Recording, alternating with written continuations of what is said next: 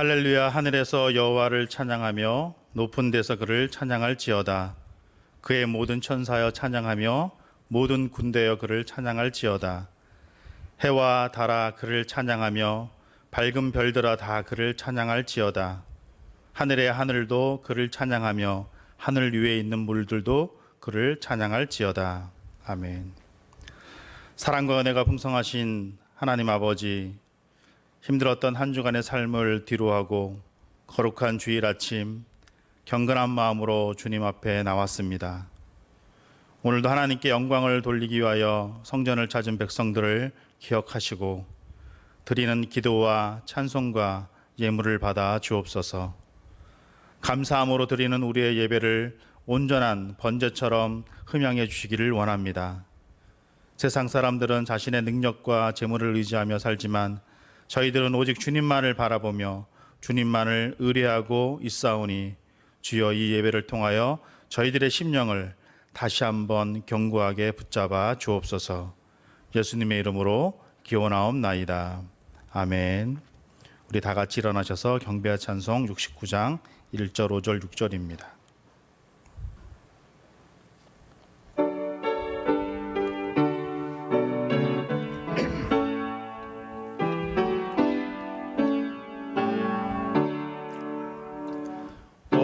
천하 만물 우러러 다 주를 찬양하여라. 할렐루야 할렐루야. 저 금빛 나는 밝은 해, 저 은빛 나는 밝은 달, 하나님을 찬양하라.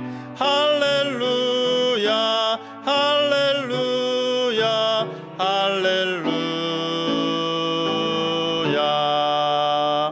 너 선한 마음 가진 자 늘 용서하며 살아라.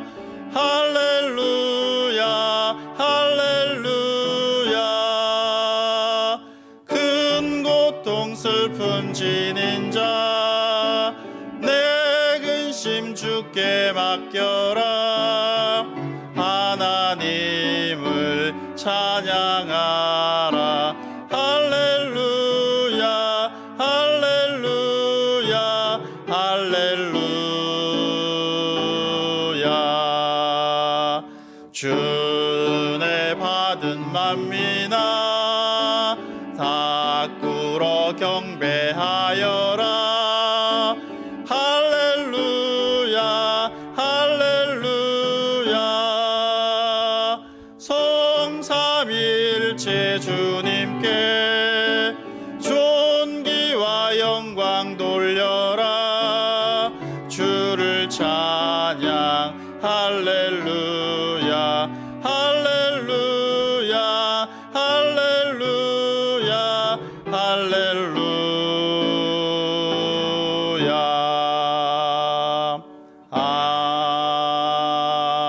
아멘. 서신 채로 머리 숙여 감사와 참회의 기도를 드리겠습니다. 역사를 주관하시는 하나님, 어제는 광복 75주년이 되는 날이었습니다. 이 나라 이 민족에게 복음을 주시어 복음의 진리로 자유를 누리며 살게 하여 주셔서 감사드립니다.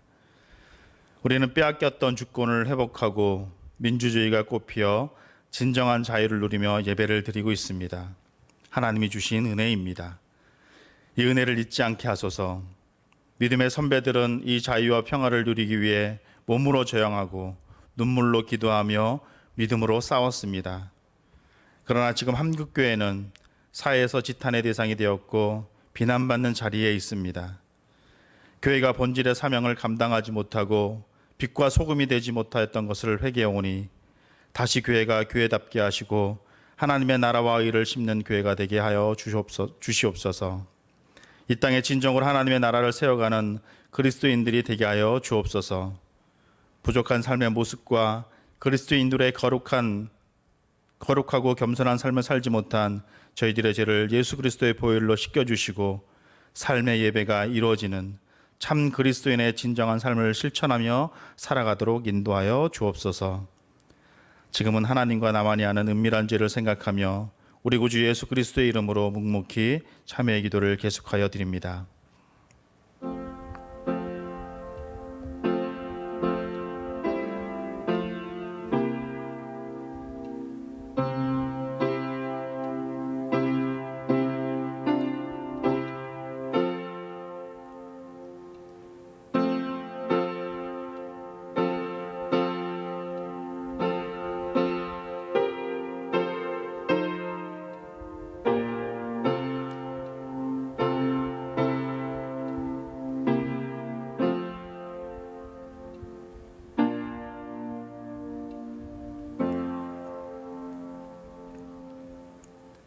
이제 그리스도 예수 안에 있는 자에게는 결코 정죄함이 없나니 이는 그리스도 예수 안에 있는 생명의 성령의 법이 죄와 사망의 법에서 너를 해방하였음이라. 아멘. 다 같이 자리에 앉으셔서 교독문 19번 시편 32편을 교독하도록 하겠습니다. 시편 교독문 19번 시편 32편을 교독하도록 하겠습니다. 허물의 사함을 받고 자신의 죄가 가려진 자는 복이 있도다.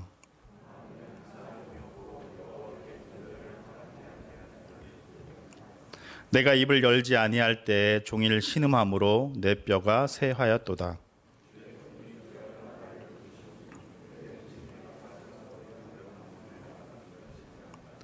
주께 내 죄를 아뢰고 내 죄악을 숨기지 아니하였더니 이로 말미암아 모든 경건한 자는 주를 만날 기회를 얻어서 주께 기도할지라. 주는 나의 은신처시오니 환난에서 나를 보호하시고 너희 의인들아 여호와를 기뻐하며 즐거워할지어다. 아멘.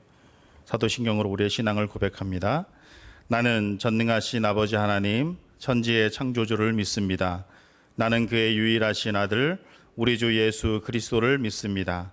그는 성령으로 잉태되어 동정녀 마리아에게서 나시고 본디오 빌라도에게 고난을 받아 십자가에 못 박혀 죽으시고 장사된 지 사흘 만에 죽은 자 가운데서 다시 살아나셨으며 하늘에 오르시어 전능하신 아버지 하나님 우편에 앉아 계시다가 거기로부터 살아있는 자와 죽은 자를 심판하러 오십니다.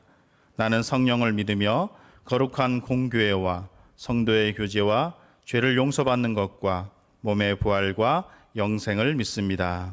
아멘. 우리 영광의 찬송 278장 여러 해 동안 주 떠나 찬송하도록 하겠습니다.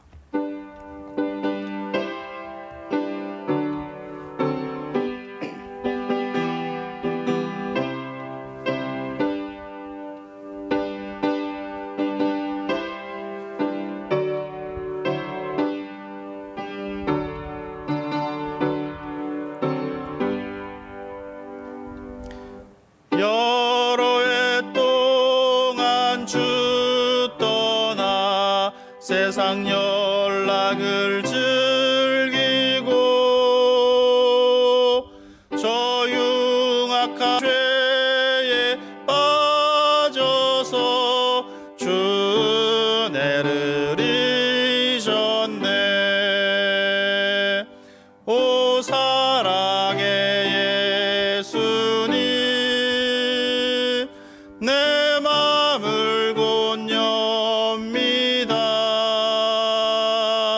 곧 들어와 나와 함께하며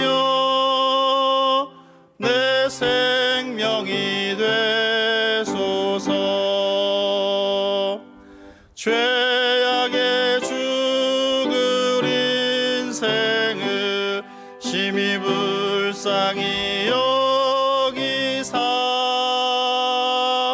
저 하늘의 영광 버리고 이 세상에 오셨네.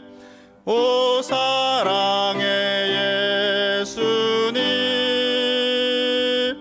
내 맘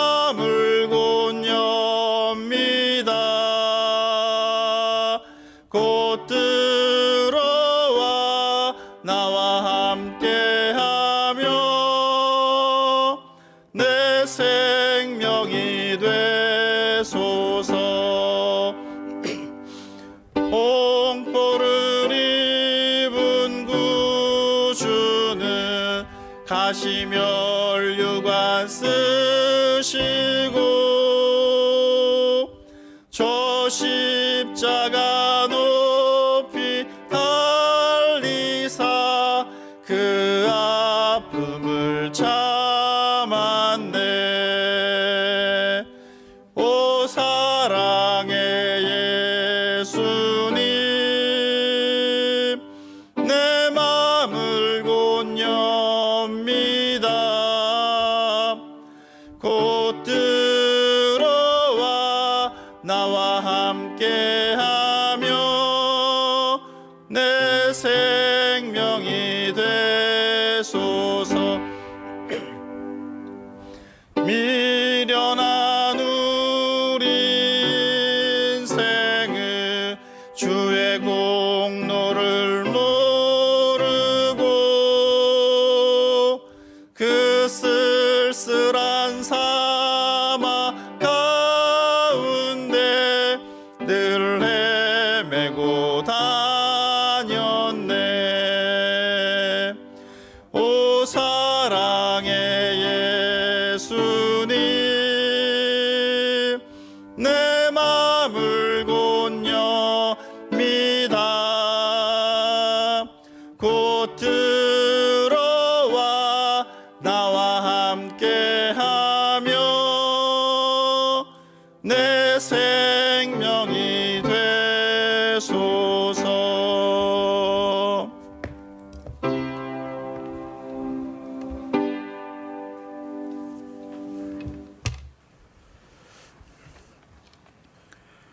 언제나 우리를 사랑하시는 주님, 주님의 사랑에 감사드립니다. 코로나 바이러스와 장기화된 장마 가운데서도 저희를 지켜주시고 부르시어 한자리에 모여 주님을 찬양하고 기도하며 말씀 듣는 예배 자리로 나오게 하심을 감사드립니다. 지난 주간도 세상에 나가 살면서 저희들의 믿음이 연약하여 주님 말씀대로 살지 못하고 세상의 현실과 타협하며 그리스도인으로서 본분을 다하지 못한 죄를 고백합니다. 십자가에서 생명을 바쳐 보혈을 흘려 주시사 우리들을 위하여 사망과 죄악에서 건져내어 주심을 생각하며 회개하오니 용서하여 주옵소서. 저희 우일교회를 위하여 허락하신 오직 예수, 오직 믿음이 귀한 말씀 가운데 주님 계시어서 항상 사랑을 베풀고 선을 행하는 그리스도인의 삶을 살게 하시고 주님 보시기에 아름다운 저희들 되게 하옵소서. 저희들의 삶 속에서 고민과 근심이 되는 것을 주님께 모두 맡길 수 있게 하시고 모든 기도의 제목을 주님께서 다 알고 계시오니 믿고 구하면 주신다고 하는 말씀을 붙잡고 끝까지 포기하지 말고 간구하여 기도의 응답을 받아 주님께서 살아계시다는 것을 모두가 체험하게 되기를 원합니다.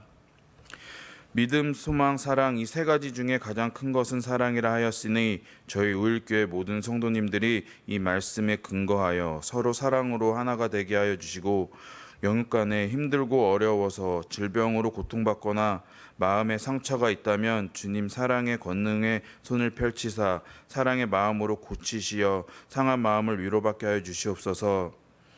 갈급한 영혼을 위해 항상 기도하고 생명의 말씀을 전해주시는 이선재 목사님을 통하여 하나님의 말씀이 우리들의 영의 양식을 먹이는데 어려움이 없게 하여 주시고 우리들의 병든 영혼을 치유하는 데 부족함이 없게 하시며 말씀을 통하여 은혜를 받아 성령이 충만한 시간이 되기를 간구합니다. 오늘 이 예배에 참석하신 모든 성도님들 주님의 은혜와 사랑이 충만해지길 원합니다. 거룩하신 예수님의 이름으로 기도드리오며 다 같이 주기도문 하시겠습니다. 하늘에 계신 우리 아버지, 아버지의 이름을 거룩하게 하시며 아버지의 나라가 오게 하시며 아버지의 뜻이 하늘에서와 같이 땅에서도 이루어지게 하소서. 오늘 우리에게 일용할 양식을 주시고 우리가 우리에게 잘못한 사람을 용서하여 준 것 같이 우리 죄를 용서하여 주시고 우리를 시험에 빠지지 않게 하시고 악에서 구하소서. 나라와 권능과 영광이 영원히 아버지의 것입니다. 아멘.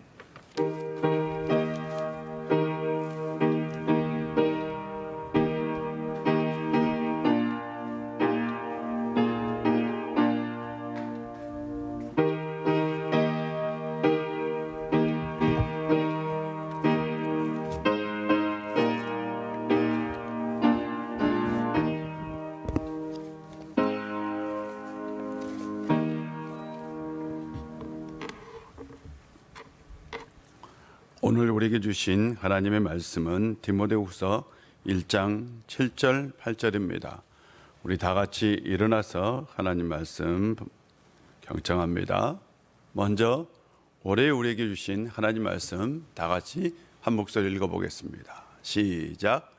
예수는 지혜와 키가 자라가며 하나님과 사람에게 더욱 사랑스러워 가시더라. 아멘. 오늘 우리에게 주신 하나님의 말씀 봉독합니다.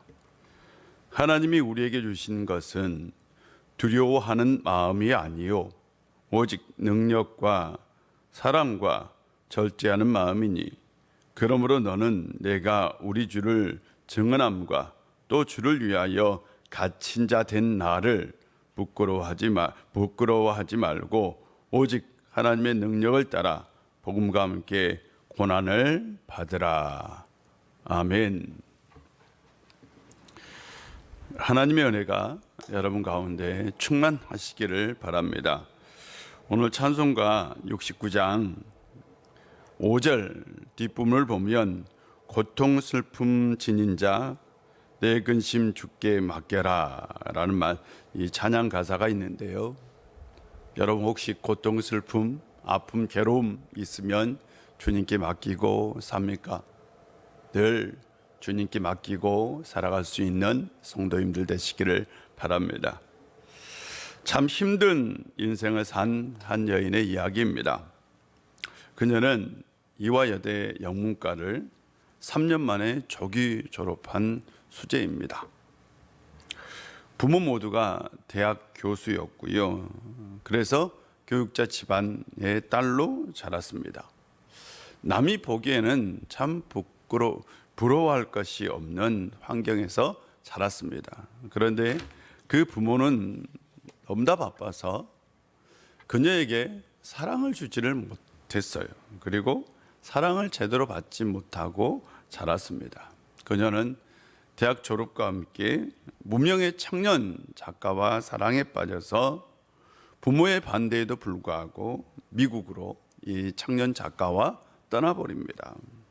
그때의 나이가 22입니다. 그녀는 사랑하는 사람과 함께 있으면 세상 어떤 고생도 어떤 고통도 다 이길 수 있다라는 생각을 가지고 머나먼 타국 땅에서 꿈과 소망을 가지고 새로운 삶을 시작합니다. 그러나 현실은 늘 꿈과 다르지요. 말이 통하지 않는 그 미국 사회에서 아이를 낳고 또한 돈을 벌면서 학업을 동시에 병행한다는 건 정말 쉽지 않는 일입니다. 그녀는 평생 고성이라는 것을 해보지 못했는데 흑인들도 마다하는 그 아르바이트를 하면서 아이를 기르며 학업을 병행합니다. 이 젊은 부부는 그러다 서로 지쳐가고요. 또한 대화도 단절되고 그리고 사랑도 식어갑니다. 결국 5년 만에 이혼을 하게 됩니다. 그 머나먼 미국 땅에서 아들 하나와 홀로 바로 남게 됩니다. 그녀는 얼마 후 재혼을 해서 다시 둘째 아들을 낳았어요. 그러고 나서 또한 변호사가 되었고 새로운 행복이 시작되었다고 생각을 했습니다. 그런데 이 둘째 아이가 5세가 되었을 때에 아이가 좀 이상해서 병원에서 검사를 했는데 특수 자폐 판정을 받습니다. 그러니까 평생을 자폐 장애를 가지고 살아야 된다는 거죠. 둘째 아이가. 그런데 얼마 지나지 않아 그녀의 몸에 좀 이상이 생겨서 병원에 갔더니 갑상선에 암이 생겼다고. 그래서 수술을 받았는데 또 다른 사람은 그냥 한 번 수술로 끝나는데 그녀는 2번이나 재발을 해서 2번이나 수술을 받게 되었습니다.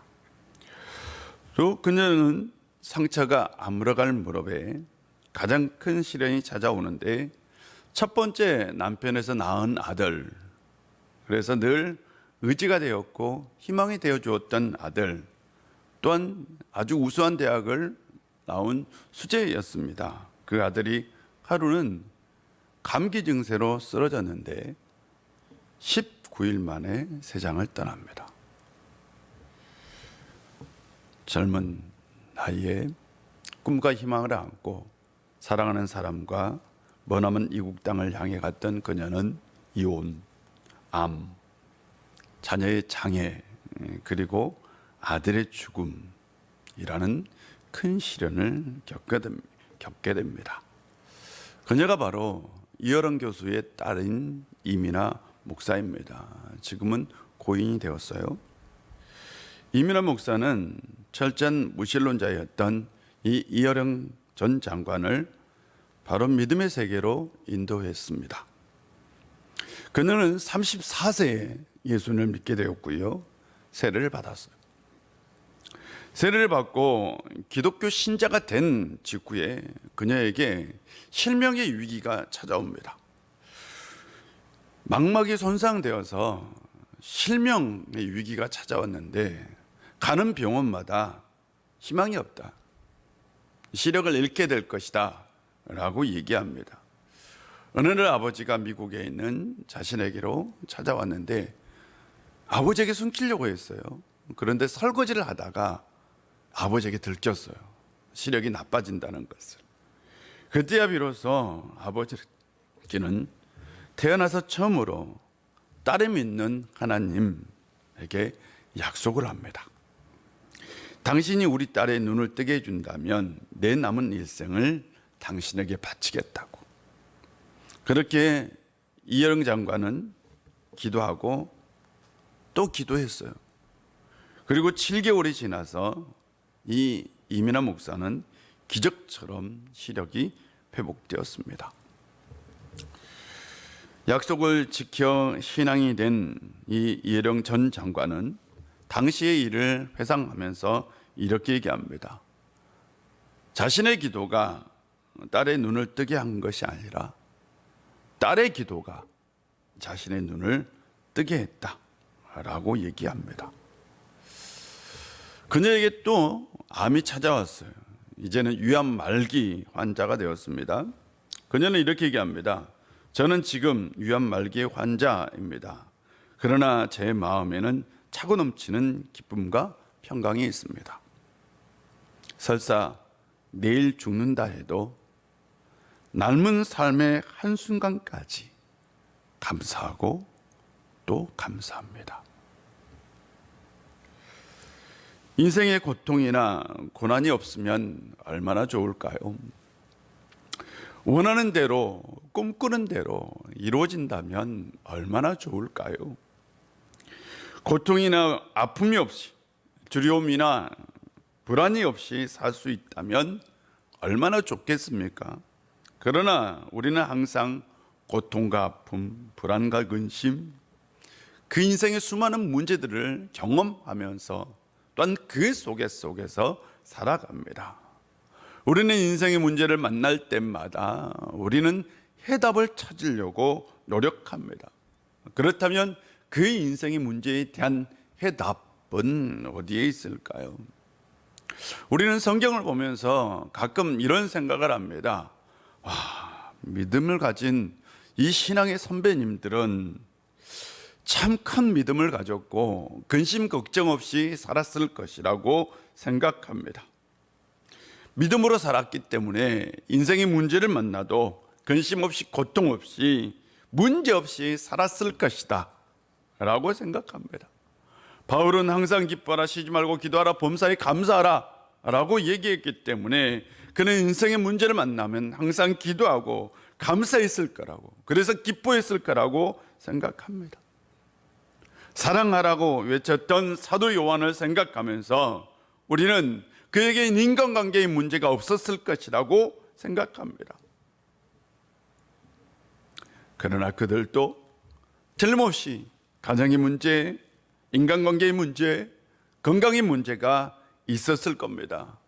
다만 그들은 어떻게 극복했을까요? 라는 거죠. 어디에서 그들은 답을 찾았을까요?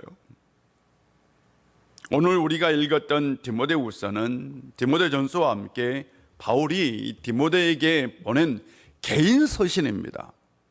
공동 서신이 아니라 그냥 개인에게 보낸 편지예요. 우리가 읽었던 디모데 후서를 보면, 오늘 본문을 보면 참 이상한 점을 발견할 수가 있죠. 바울은 디모데에게 이렇게 얘기합니다. 고난을 받으라. 그런데 성경을 보면 바울이 디모데에게 내 사랑하는 아들이다 라고 표현합니다. 영적인 아들이죠. 바울에게 디모데는 영적인 아들입니다. 아들이라고 표현했어요. 아들. 그런데 그 아들에게 하는 얘기가 고난을 받으라. 이 의미의 뉘앙스는 뭐냐? 고난을 당하라. 고난을 피하지 말고 고난을 직접적으로 아예 그냥 맞서 당하라 라는 의미를 가지고 있어요. 여러분, 고난은 피하는 것이지 당하는 게 아닙니다. 고난은 자진해서 찾아가서 받는 게 아닙니다. 그런데 마치 고난을 찾아가서 받으라 라는 말처럼 들립니다. 고난이나 고통은 될 수 있는 대로 피해야 합니다. 우리는 자녀들에게 고통스럽게 살지 말고 제발 행복하게 살아라고 얘기합니다.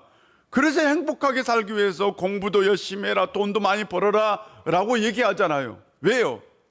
나처럼 불행하게 살지 말고 너는 좀 행복하게 살았으면 좋겠다 라는 꿈이 있는 거잖아요. 우리는 자녀들에게 고난을 받으라 라고 얘기하지는 않습니다. 그런데 바울은 사랑하는 디모데에게 너는 고난을 받으라 라고 얘기합니다. 그렇다면 디모데가 지금 가지고 있는 인생의 문제는 무엇이었을까요? 그에게 두 가지 인생의 문제가 있었습니다. 첫 번째로는 연소함의 문제입니다. 디모데전서 4장 12절 13절을 보면 이런 말씀이 있습니다. 누구든지 내 연소함을 업신여기지 못하게 하고 오직 말과 행실과 사랑과 믿음과 정절에 있어서 믿는 자에게 본이 되어 내가 이를 때까지 읽는 것과 권하는 것과 가르치는 것에 전념하라 라고 얘기합니다. 학자들은 디모데가 에베소 교회를 목회할 때 그가 20대 초반이었을 것으로 얘기합니다. 20대 초반. 20대 초반에 이 에베소는 그 당시 굉장히 큰 도시입니다. 지금으로 말하면 대도시입니다. 대도시에 있는, 그래서 대도시에서 그런데도 초대기 교회 중에서 가장 든든한 교회, 그리고 목회가 잘 되는 그 교회에서 바로 20대 초반의 청년이 목회자가 되었어요. 그런데 그는 나이가 어렸어요. 나이가. 이게 그에게는 굉장히 큰 어떤 아킬레스죠. 그래서 그는요, 아마 틀림없이 이랬을 것 같아요. 뭔가 결정을 잘못하면 아이고 나이가 어려서 저래. 뭔가 조금 실수를 하면 아이고 나이가 어려서 저래. 사람들이 이러지 않았겠습니까? 나이가 어려서 그렇다고. 나이가 어려서. 그래서 바울은 그에게 오직 말과 행실과 사랑과 믿음과 정절에 있어서 네가 본이 되라. 여러분 얼마나 큰 스트레스가 됐어요. 젊은 사람이 나이 든 사람의 본이 된다는 게 결코 쉽지는 않는 일입니다. 그에게 이 나이가 어리다는, 그래서 어린 나이에 목회자가 되어서 큰 교회를 이끌어 나간다는 것이 굉장히 큰 고통이었던 거죠. 목회를 20년 해도요, 목회가 뭔지 모르겠어요. 솔직히 참 어려워요. 그런데 이 젊은 나이에 목회를 했다는 게 얼마나 큰 아픔이고 고통이었을까라는 생각을 해봅니다. 둘째로는 그에게 건강의 문제가 있었어요. 이 디모데전서 5장 23절을 보면 이제부터는 물만 마시지 말고 내 비유와 자주 나는 병을 인하여 포도주를 조금 쓰라 라고 얘기합니다. 디모데는 비유가 굉장히 약했던 것 같아요. 제가 아는 목사 중에 굉장히 비유가 약한 목사가 하나 있어요. 이 목사는 진짜요, 목사도 싫은 사람이 있지 않겠어요? 싫은 사람하고 식사를 하잖아요. 곧바로 화장실 갑니다. 이렇게 비유가 약해요. 그리고 그 다음날 다 쭉 빼고 옵니다. 그래서 배가 아파서 크게 났었다고 얘기를 해요. 비유가 약한 걸 어떻게 하겠어? 비유가. 이런 사람이 생리적으로 이런 사람이 있는 걸 어떻게 하겠어? 그렇지 않겠어요? 이 디모데는 엄청난 정신적 스트레스를 받은 거죠. 이게 뭐가 돼요? 대부분의 다? 여러분, 스트레스 받으면 100% 이게 위장병이 돼요. 위장병은 100% 스트레스라고 얘기를 합니다. 젊은 나이에 그가 이 목회를 하고 나서 스트레스를 받았으니 위장병이 생겨난 거죠. 그래서 비유가 약하니 야, 포도주를 적절하게 좀 사용해라 라고 얘기를 했던 거죠. 아마 틀림없이 어떤 사람은 이랬지 않았겠습니까? 뭔가 잘못하면 아이고 참 젊은 나이 저래가지고 목회를 하겠어? 저렇게 체력이 약해가지고 이런 사람 있지 않았겠어요? 어쩌면 그는 바울에게 이렇게 얘기했는지도 몰라요. 저 에베소에서 목회하는 게 싫어요. 포기하고 싶습니다. 라고 얘기했을 수도 있습니다. 그런데 바울은 디모데가 안고 있는 그 인생의 문제, 실은 그 인생의 문제는 바울이 안고 있는 인생의 문제이기도 합니다. 디모데가 안고 있는 그 인생의 문제가 실은 바울이 똑같이 겪고 있는 문제였습니다. 바울은 그래서 누구보다 디모데를 잘 이해하고 있었습니다. 바울에게도 두 가지 인생의 문제가 있었습니다. 첫 번째는 사도권의 문제입니다. 사람들은 디모데에게 바울에게 항상 하는 얘기가 당신은 사도가 아니다. 당신은 사도가 아니야. 왜? 예수님의 직접적인 제자가 아니기 때문에. 그래서 늘 사도권의 문제를 걸고 넘어졌어요. 아니 사도가 아니면서 왜 사도라고 주장을 하느냐? 당신은 사도권이 없다. 아니 있다. 라고 이렇게 사람들이 늘 얘기했어요. 두 번째로 그는 글은 잘 썼는데요, 실은 말을 잘 못했다고 얘기해요. 글을 잘 썼대요. 그러니까 편지를 아주 잘 썼잖아요. 근데 실제로는 언변력이 없었습니다. 언변력이. 근데 이 사람은 복음을 전하는 사람입니다. 근데 언변력이 없어. 그래서 사람들이 하는 얘기가 야, 말을 저렇게 잘 못하면 어떻게 복음을 전하냐고. 복음은 실제로 뭘로 전해요? 말로 전하는 건데 왜 언변력이 저렇게 없냐고. 외모도 출중하지 않았나 봐. 그래서 외모도 출중하지 않고 말도 못하고 저래가지고 무슨 복음을 전하냐고 사람들이 그를 그렇게 평가했어요. 어쩝니까? 실제인 것을. 두 번째로 그가 가지고 있는 것은 육체의 가시입니다. 그의 육체의 가시는 아마 시력에 관련된 것으로 학자들은 얘기합니다. 그런데 제가 말씀을 드렸잖아요. 바울은 말보다는 뭘로 복음을 전하는 사람이에요? 글을 잘 쓰는 사람이야. 바울은 글을 잘 써. 근데 글을 잘 쓰는 사람은 시력이 좋아야 돼요, 안 좋아야 돼요? 좋아야 돼요. 근데 시력이 나쁜 건 글을 쓰는 사람에게는 약점입니다. 요즘 저도 시력이 나빠지고 있어요. 실은 여기 화면에 있는 게 요즘 여기 올 때만 해도 좀 잘 보였는데 요즘 흐릿하게 보여요. 시력이 나빠지고 있는 거죠. 예. 시력이 나빠지면 좀 불편한 게 많아. 여러분도 알아요? 여러분 손톱 깎을 때 이렇게 깎잖아. 저도 그렇게 되고 있어요, 지금. 이렇게 하면 잘 안 보여, 이게. 시력이 나쁜 게 얼마나 불편한지 모르겠어요. 근데 바울은 글을 쓰는 사람이 시력이 나빠. 그러면서 사람들이 시력도 나쁘면서 자기 병도 못 고치면서 무슨 남의 병을 고친다고. 바울에게도 이 심리적 스트레스, 육체의 질병이 있었던 거죠. 바울이 안고 있는 문제는 디모데가 안고 있는 문제이고 디모데가 안고 있는 문제는 바울이 안고 있는 문제였습니다. 바울은 그런데 그 문제를 극복했어요. 어떻게 해요? 바울은 디모데에게 12절을 보면 이렇게 얘기합니다. 내가 이 복음을 위하여 반포자와 사도와 교사로 세움을 입었노라. 이를 인하여 내가 또 이 고난을 받되 부끄러워하지 아니하면 나의 의뢰하는 자를 내가 알고 또한 나의 의탁한 것을 그날까지 저가 능히 지키실 줄을 확신함이라 라고 얘기합니다. 내가 이 고난을 받되 나는 이 고난을 부끄럽지 아니한다. 부끄럽지 않다. 이 고난이. 디모데는 그게 부끄러웠어요. 그래서 목회를 못하겠다고 그런 생각을 가지고 있었던 것 같아요. 그런데 바울은 얘기합니다. 나는 이 고난들이 하나도 부끄럽지 않다. 왜?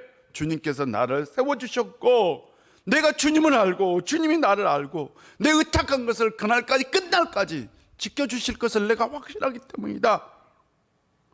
사람들은 고난을 피해가지만 바울은 그 고난을 정면 돌파해버립니다. 복음으로 예수 그리스도의 그 심장을 가지고 고난과 맞서 싸웠던 겁니다. 디모데후서 3장 11절을 보면 박해를 받음과 고난과 또한 안디옥과 이고니온과 누스트라에서 당한 일과 어떤 박해를 받는 것을 내가 과연 보고 알았거니와 주께서 이 모든 것 가운데서 나를 건지셨느니라. 이 모든 박해, 이 고통 가운데서 나를 건져주셨다. 바울의 고백입니다. 바울은 인생의 문제가 있을 때마다 주님께서 그를 건져주셨다. 그래서 바울에게 있는 그 인생의 문제의 해답은 오직 예수님에게 있다라고 얘기하는 거죠. 그렇다면 디모데가 안고 있는 인생의 문제의 해답은 누구에게 있을까요? 예수님에게 있는 거죠. 디모데가 자신의 인생의 문제에 예수님을 해결자로 두고자 한다면, 그리고 나서 인생의 문제를 바라본다면 그 인생의 문제는 결코 큰 문제가 아니라는 것을 알게 됩니다. 그렇기 때문에 바울은 그 디모데에게 복음과 함께, 즉 예수 그리스도와 함께 고난에 적극적으로 대처하라. 그래서 고난을 받으라 라고 얘기하고 있습니다. 우리에게도 많은 인생의 문제가 있습니다. 인생의 해답은 누구에게 있을까요? 예수님에게 있습니다. 진짜로 예수님을 잘 믿으면 고난이나 고통이 다르게 보이는 법입니다. 인생에 일어나는 모든 일들이 다르게 보이는 법입니다. 크리스천은 고난을 피하는 사람이 아니라 고난과 맞서 싸우는 사람들입니다. 크리스천 참 좋은 이름입니다. 어제 우리 부목사님과 잠깐 얘기를 할 때가 있어서 얘기를 하다가 이런 얘기를 하게 되었어요. 예전에는 크리스찬 참 좋은 이름이고 아름다운 이름이고 자랑스러운 이름이었죠. 나 크리스천이야. 참 자랑스러웠어요. 그런데 언제부턴가 나 크리스천이야 라는 말을 못하는 그런 시대가 되어버렸어요. 크리스천은 세상 사람들과 좀 더 다르게 살았던 사람, 좀 더 아름답게, 좀 더 멋지게 살았던 사람이 바로 크리스천입니다. 세상 사람들과 좀 다른 삶을 살았잖아요. 크리스천은 고난을 피하는 사람이 아니라 고난을 극복하는 사람이었습니다. 존 버넌의 찰로 역정의 주인공이 바로 크리스천입니다. 이 크리스천은 천국의 여정을 가면서 수많은 고난을 만나요. 고통을 만나요. 인생의 어려움을 만납니다. 그런데 그 모든 어려움을 피하지 않고 맞서 싸워 이깁니다. 그래서 나중에 결국 천국에 도달하게 됩니다. 우리는 크리스천입니다. 우리는 고난을 피하는 사람이 아니라 고난과 맞서 싸워 이기는 사람입니다. 인생의 문제를 피하는 사람이 아니라 예수 그리스도와 함께 인생의 문제에 맞서 싸워 이기는 사람입니다. 세상 사람들은 고난을 피해요. 세상 사람들이 이기지 못해도 우리 크리스천들은 이기는 사람들입니다.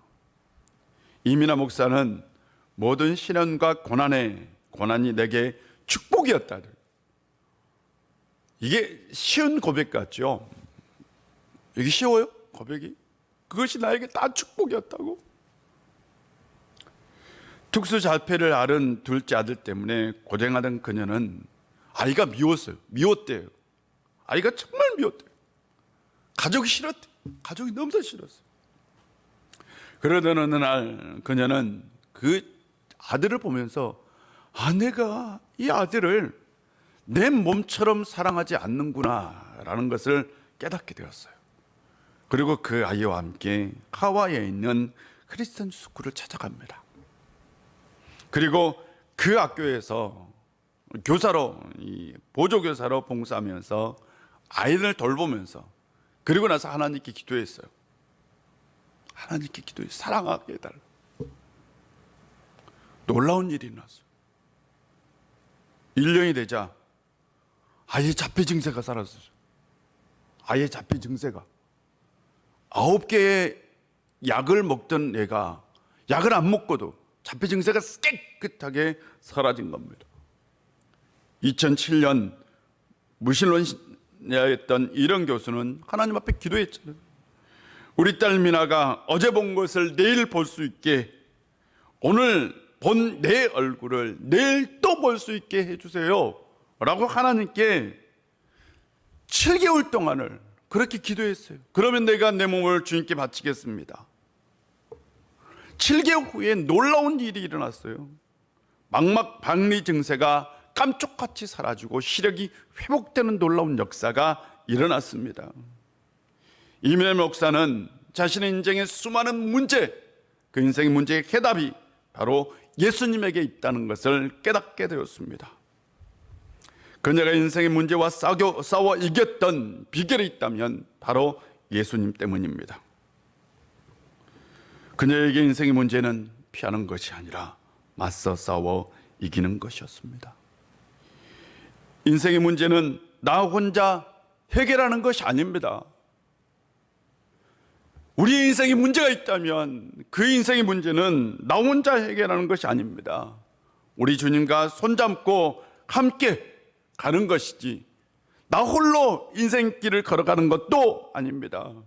바울은 복음과 함께 고난을 받으라 라고 얘기했죠. 이 말은 주님과 손을 잡고 고난과 맞서 당장에 싸워 이기라 라는 얘기죠. 인생에 문제가 생겼을 때에 그냥 우리의 시각으로 보면 답이 보이지 않아요. 해결점이 보이지 않아요. 인생이 왜 이리 어려워? 인생에 답이 없어 라는 한탄과 절망을 하게 됩니다. 그런데 예수님의 눈으로, 예수님의 시각으로 보면 답도 보이고 길도 보입니다. 고난이 고난이 되지 않고, 고통이 고통이 되지 않고, 불안이 불안이 되지 않고, 염려가 염려가 되지 않습니다. 예수님은 누구입니까? 여러분이 붙들고 여러분이 믿는 예수님은 누구입니까? 우리의 인생에 한량없이 복만 주시는 분이라고 생각하십니까?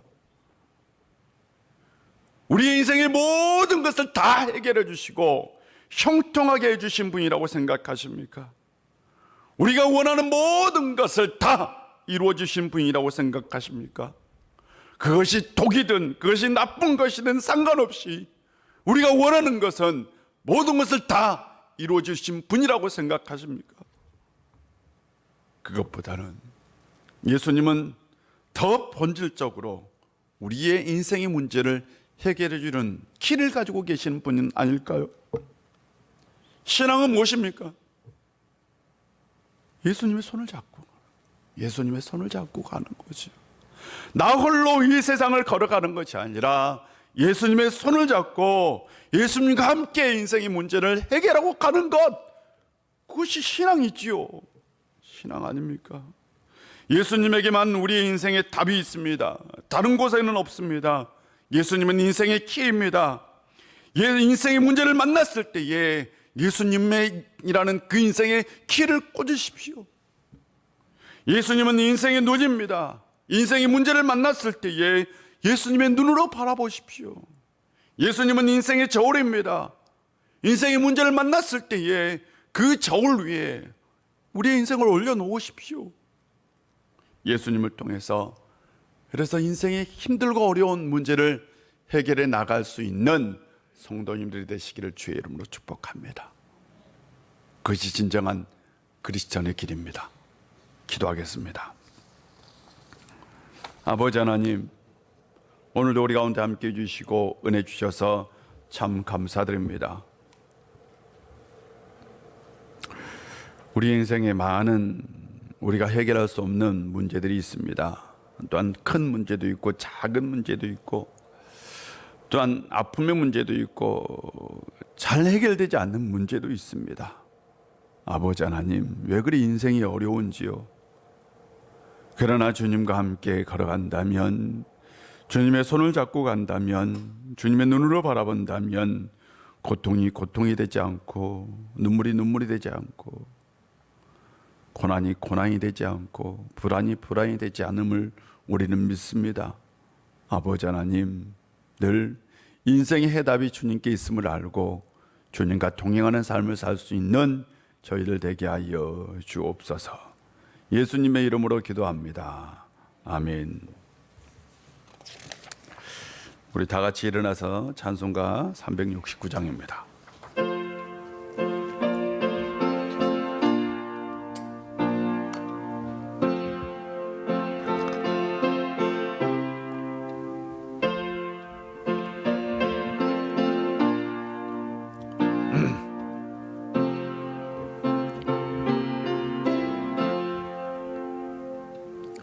죄짐 맡은 우리 구주 어찌 좋은 친구인지 걱정 근심 무거운 짐 우리 주께 맡기세.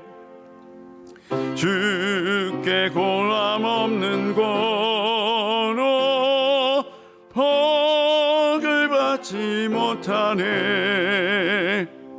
사람들이 어찌하여 그래 주를 모를까.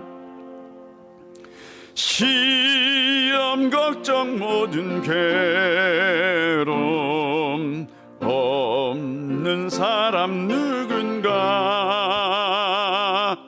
부질없이 낙심 말고 기도 드려가래세. 이런 진실하신 친구 찾아볼 수 있을까. 우리 약한 마시오니 어찌 아니하릴까. 근심 걱정 무거운 짐 아니 진자 누군가. 피난처는 우리 예수 주께 기도드리세. 세상 친구 멸시하고 너를 조롱하여도 예수 품에 안기어서 참된 위로 받겠네. 아멘.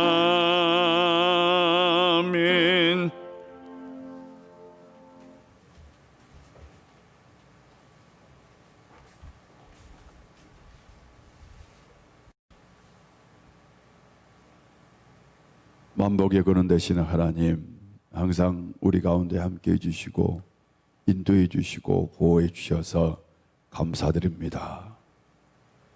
우리가 힘들고 어려울 때마다, 인생의 문제를 만날 때마다 늘 주님의 손을 잡고 인생의 길을 걸어갈 수 있는 저희를 되게 하여 주옵소서. 아버지 하나님, 한 주간 보호해 주신 것 기억하면서 감사하면서 주님 앞에 빈손으로 나오지 아니하고 정성껏 마음을 모아 예물을 준비하여 주님 앞에 가지고 나왔사오니 이 예물을 받아주시고 흠양하여 주시고 드리는 손길 위에 하늘의 신령한 복과 땅의 기름진 복으로 채워 주시옵소서. 아버지 하나님, 이 나라가 또한 이 민족이 진정한 자유와 평안을 얻을 수 있는 것, 그건 하나님의 은혜였습니다. 하나님의 사랑이었습니다. 구원의 은총이었습니다. 그것을 기억하고 이 나라를 지켜주시기를 소망하면서 우리는 주님 앞에 예물을 드려 싸우니 이 나라가 속히 이 땅에 복음의 역사가 이루어져서 모든 믿지 않는 사람이 하나님을 믿고 영접하고 하나님 안에서 하나님의 자녀로 행복한 평화의 나라를 이루며 살아갈 수 있는 저희들 되게 하여 주시옵시고, 하나님의 말씀과 복음의 진리로 이 땅 가운데 진정 하나님의 나라와 하나님의 의가 이루어지게 하여 주옵소서. 아버지 하나님, 이 시간 우리가 여러 가지 예물을 드려 싸우니 이 예물을 통해서 진정 하나님의 뜻이 이 세상 가운데 꼭 이루어지게 하여 주시옵시고, 또한 예물을 드리는 모든 손길들 한 주간의 삶 가운데 복의 복을 다하여 주시옵소서. 평안하고 행복한 삶 살게 하여 주시옵시고, 고통이나 고난의 문제를 만난다면 그것을 이길 수 있는 믿음 주옵소서. 예수님의 이름으로 봉헌 기도 드립니다. 아멘.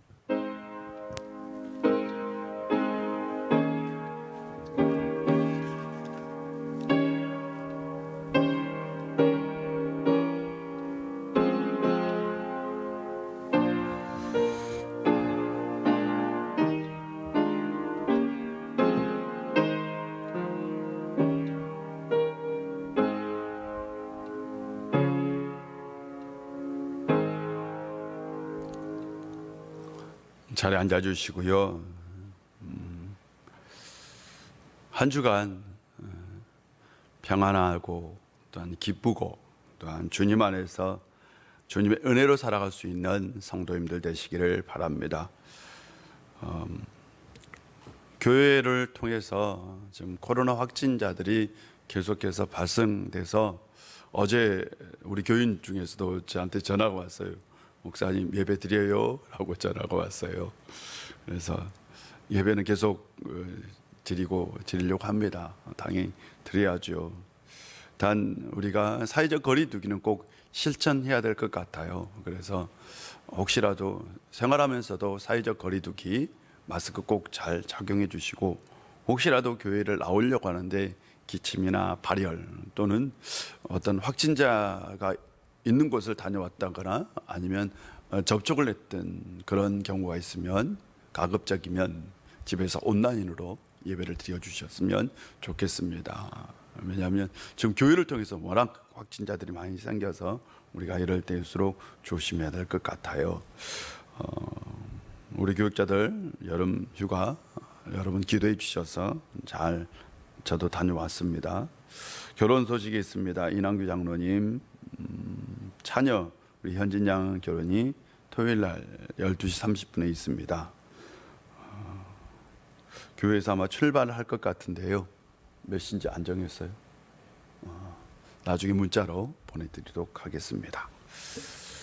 나머지 광고는 저번에 참고해 주시고 우리 다 같이 일어나셔서 우리는 오직 예수 오직 믿음으로 살아야 합니다. 나는 오직 예수 오직 믿음으로 살겠습니다. 우리는 오직 예수 오직 믿음으로 살아야 합니다. 나는 오직 예수 오직 믿음으로 살겠습니다. 아멘.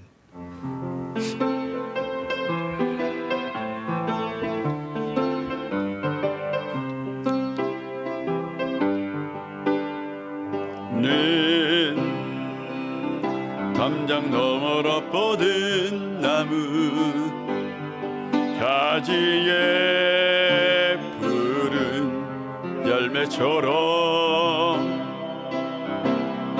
하나님의 귀한 축복이 삶에 가득히 넘쳐날 거야.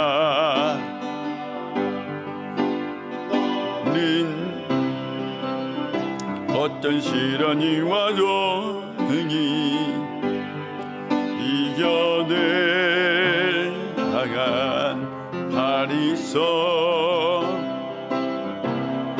전능하신 하나님께서 너와 언제나 함께 하시니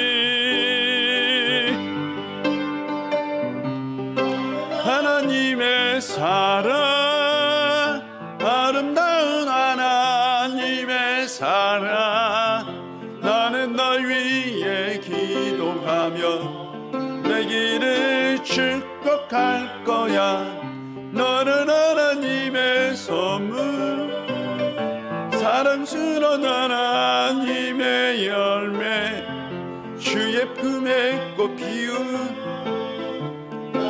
나 되어줘